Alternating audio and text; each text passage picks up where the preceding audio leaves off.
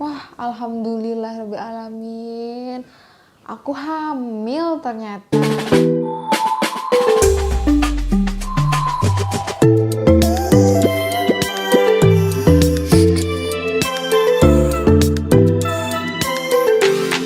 Assalamualaikum warahmatullahi wabarakatuh.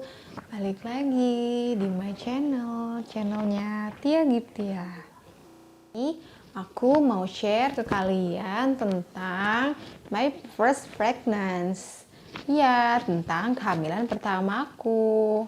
Sebelum aku share tentang pengalaman aku, jangan lupa ya untuk di like video aku, di subscribe itu loh yang ada tanda loncengnya, dan di komen di bawahnya biar kita sama-sama sharing. Di videoku kali ini dapat bermanfaat ya buat kalian, khususnya ibu muda yang sedang hamil. Untuk kalian ibu muda yang sedang hamil, aku mau ucapin congratulations, kalian sedang mengandung seorang anak manusia yang gak ada dosanya, yang pastinya mereka itu terlahir bukan karena kehendak kita ya, tapi karena kehendak Allah Subhanahu wa Ta'ala. Jangan lupa untuk kalian selalu bersyukur, masih banyak loh di luar sana pasangan muda yang mau cepet punya anak. Nah, kita termasuk aku ya, dengan adanya kehamilan pertama aku waktu itu benar-benar anugerah terindah yang Allah berikan begitu cepatnya. Kenapa? Karena aku 1 bulan setelah menikah, alhamdulillah aku diberi kepercayaan sama Allah SWT buat aku mengandung anak manusia tersebut. Jadi waktu itu aku hamil di tahun 2015 lalu. Pada saat waktu itu aku masih dalam keadaan kerja ya. After Eid Fitri waktu itu aku masih sama sekali nggak ngerasain kalau badan aku tuh ternyata lagi hamil gitu. Soalnya sebelum lebaran itu aku juga masih kayak jalan kaki dari kantor ke rumah. Soalnya juga deket jaraknya gitu ya. Udah gitu kan sebelum lebaran juga aku kan dapat sembako tuh ya dari kantor. Nah, sembakonya itu kan dapat beras 5 kilo, dapat sirup, biskuit, gula, lain-lainnya deh, minyak juga termasuk di situ. Aku bawa dari kantor sampai ke depan parkiran sambil aku nunggu suamiku jemput gitu. Ya, aku nggak ngerasa apa-apa, cuman pas ketika buka puasa juga ngerasanya ya cuman capek lah gitu, karena mungkin abis kerja, abis ngangkat-ngangkat sembako itu gitu, cuman nggak ngerasa apa-apa di dalam tubuh aku. Nah, puncaknya aku ngerasain badan aku tuh aneh itu pas H+4 ya, kalau nggak salah itu. Aku ngerasa badanku tuh nggak enak banget, kayak orang masuk angin gitu. Udah gitu kayak perutku tuh kenceng gitu. Cuman aku mikir lagi, mungkin karena kecapean kali ya. Ya udahlah, aku tetap aja positif terus. Sampai akhirnya aku beraniin diri untuk aku beli test pack dan aku tes nih urinku di kamar mandi. Dan ternyata hasilnya, wah, alhamdulillahirabbil alamin. Aku hamil ternyata. Posisinya pada saat itu aku lagi di rumah mertua ya, soalnya kan lagi lebaran. Jadi aku di rumah mertua dulu, udah gitu karena aku hamil di rumah mertua, ya udah aku ceritain ke suami aku, terus juga aku ceritain ke mertua aku. Ya akhirnya mereka seneng dengar aku hamil, dan juga mereka tuh mau bawa aku ke salah satu klinik lah di dekat rumah mereka. Waktu itu HPHT aku di tanggal 16 Juni 2015 ya. Dan bidannya itu langsung ngitungin dari HPHT itu menuju ke persalinan aku nanti. Oke lah, dihitung deh tuh sama bidannya yang pakai bulat-bulat itu loh, yang lingkaran gitu. Aku nggak tahu deh namanya apa. Nah, setelah dicek dan ternyata tanggal persalinan aku itu di tanggal 26 Maret 2016 nanti. Dan di usia kehamilan aku itu 4 minggu, jadi belum bisa keraba, masih kecil banget. Dan bidannya juga nyaraninnya buat datang lagi tuh di 2 minggu kemudian, baru mungkin bisa kedetek yang lain-lainnya ya. Jadi tuh setelah itu 2 minggu kemudian aku datang ke klinik dekat rumah aku. Ini udah pulang ya dari rumah mertua. Nah, terus aku datang di klinik sekitar rumah aku bilang kan ke bidannya, Bu bidan, saya hamil, ini hasil tesnya garis 2 kan ya. Terus juga ya udah, kira aku dikasih buku pink kayak gini. Nih, nanti kalian bakal dapet buku kayak gini ya, dari bidan atau dari klinik, dari rumah sakit juga ada, cuman mungkin modelnya beda ya. Ya udah, aku dikasih, ditanya lagi HPHT aku, ya tetap sama jawabannya di 16 Juni 2016, dan ternyata hari taksiran persalinan aku juga sama, 26 Maret 2016 gitu. Dan pada saat itu aku udah ngerasain yang namanya pusing, mual, muntah setiap hari, yang badan aku tuh udah gak enak sama sekali, kayak udah ngerasa, ya Allah, kok badan aku kayak gini, kenapa nih? Sedangkan kan di dalam badan aku ini, dalam tubuh aku ini kan ada seorang bayi yang harus aku jaga. Aku takutnya tuh kalau misalnya aku sakit gimana sama si dia yang ada di dalam perut aku. Karena kondisi yang gak enak itu, makanya aku langsung dirawat di rumah sakit selama 3 hari. Tapi di rumah sakit juga aku nggak diapa-apain gitu, karena emang aku nggak sakit gitu. Ya karena emang nggak sakit, jadi aku berpikir gini loh, ngapain sih kok nggak sakit dibawa ke sini gitu ya. Udah gitu kan di rumah sakit kan banyak virus ya, yang aku nggak tahu virusnya dari mana bisa terbangan sana sini. Ya udah, jadi mindset aku bener-bener aku rubah.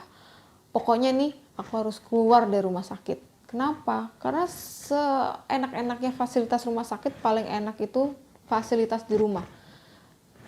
Jadilah aku tahan tuh mual muntahnya sepanjang hari karena aku tuh pengen banget pulang gitu ya. Nah, pas aku tahan, akhirnya nggak kuat juga. Ya udah aku muntah, tapi muntahnya aku nggak di depan suster dan nggak di depan dokter. Muntahnya ya langsung ke kamar mandi dan nggak bersuara karena aku pengen banget pulang gitu ya. Aku pulang deh tuh ya. Oke, setelah aku pulang, aku cek lagi ke klinik ya dekat rumah aku. Terus aku dicek juga, dan aku USG pertama kalinya di sana untuk ngecek janin aku tuh bagaimana kondisinya di sana. Ini dia hasil USG pertama aku. Nggak kelihatan ya, soalnya masih kecil banget. Jadi cuman kelihatannya kayak ada hitam-hitam gitu. Nah, hitam-hitamnya itu adalah kantong kehamilan aku. Jadi tuh selama 3 bulan lamanya, bahkan hampir 4 bulan lamanya aku terus mual muntah ya sepanjang hari. Itu buat aku nggak enak banget dan nggak bisa kerja. Akhirnya aku resign dari kantor. Jadi aku bener-bener bed rest di rumah karena aku mikir gini, ngapain sih aku kerja, toh badan aku juga nggak kuat untuk kerja, kasihan kan janin yang ada dalam tubuh aku.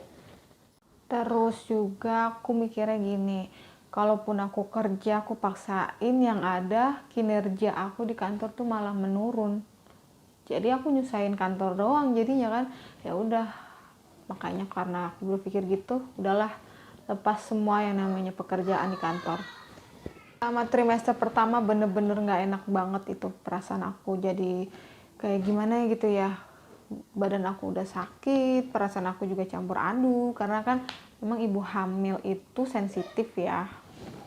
Terlepas dari semua yang aku share ke kalian, aku cuma pengen kalian itu tahu tips aku ya.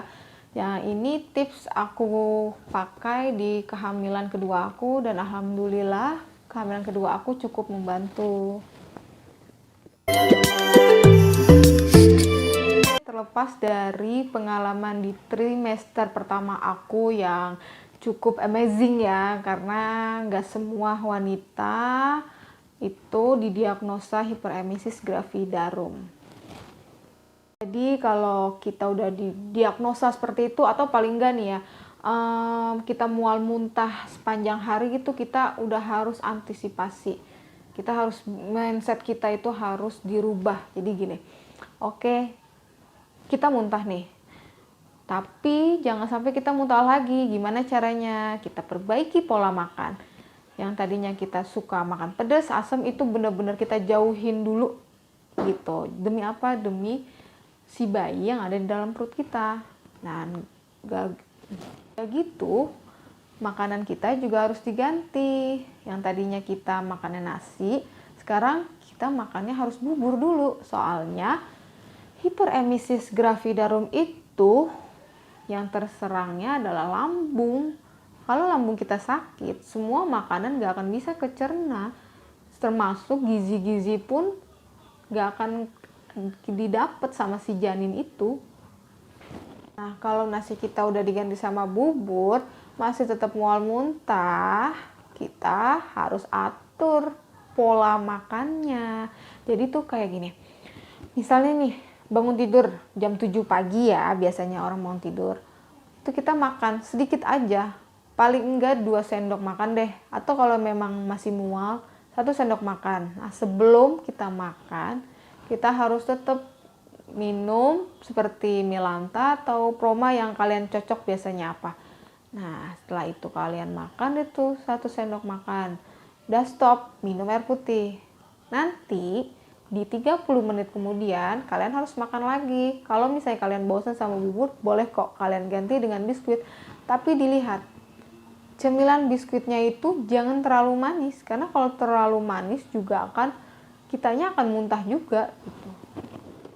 Oke, pola makan sudah kita perbaiki. Cemilan juga sudah kita perbaiki. Sekarang tinggal kita yang memperbaiki diri kita sendiri. Caranya kita hibur diri kita, ya nonton film kayak, atau sekedar cerita sama teman-teman, ngerumpi-ngerumpi bareng. Supaya apa?